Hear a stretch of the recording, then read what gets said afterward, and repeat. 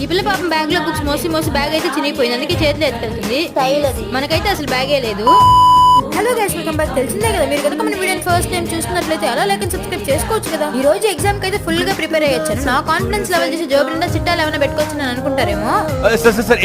చిట్టాలు small small papers అంటే అక్షరాలు కనిపించి కనపడినట్టుంటాయి. స్టూడెంట్స్ ఎగ్జామ్ రోజు మర్చిపోయి జోబులో పెట్టుకుని వచ్చేస్తా ఉంటారు, వాటినే చిట్టాలు అంటారు. జోబులో చేయబెట్టాను అంటే చిట్టాలు బయటకు వస్తాయని అనుకుంటారు. మన దగ్గర కాంపాక్ట్ స్టేషనరీ చాలా ఉంది. ఒక ఎగ్జామ్ కి ఎందుకులే బ్యాగ్ క్యారీ చేయడం అని చెప్పి అన్ని జోబులో పెట్టుకొచ్చేసాను. అన్నిటికంటే ఈ స్కేల్ పెన్సిలే హైలైట్. పాకెట్ లో పట్టట్లేదని చెప్పి స్కేల్ నించేసాను, పెన్సిల్ చెక్కేసాను.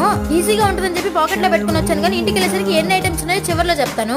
మా బ్లాక్ ఏమో ఇన పెట్టంతుంది, ఇదేమో అగ్గి పెట్టంతుంది. క్లాస్ రూమ్ కనుక్కోవడానికి మేము చాలా కన్ఫ్యూజ్ అయ్యాము. మొత్తానికి ఎగ్జామ్స్ అయితే కంప్లీట్ అయిపోయి అసలు రోజు ఈ టైంకి కాలేజ్ లో ఉంటుంటే అర్థం అవ్వలేదు. కానీ ఎండలు అయితే మామూలుగా లేవు, మండిపోతున్నాయి. దానికి తోడు ఈ ట్రాఫిక్ ఒకటి. ఏదైనా ఉడికించాలంటే స్టవ్ అవసరం లేదు, ఎండలో పెడితే చాలు. ఇంటికి వెళ్ళినప్పటికీ 2 ఐటమ్స్ మిస్. కొత్తవి ఎక్కడ పోయాయో మరి. మీరైతే లైక్ కొట్టి సబ్స్క్రైబ్ చేసుకోవడం మర్చిపోకండి.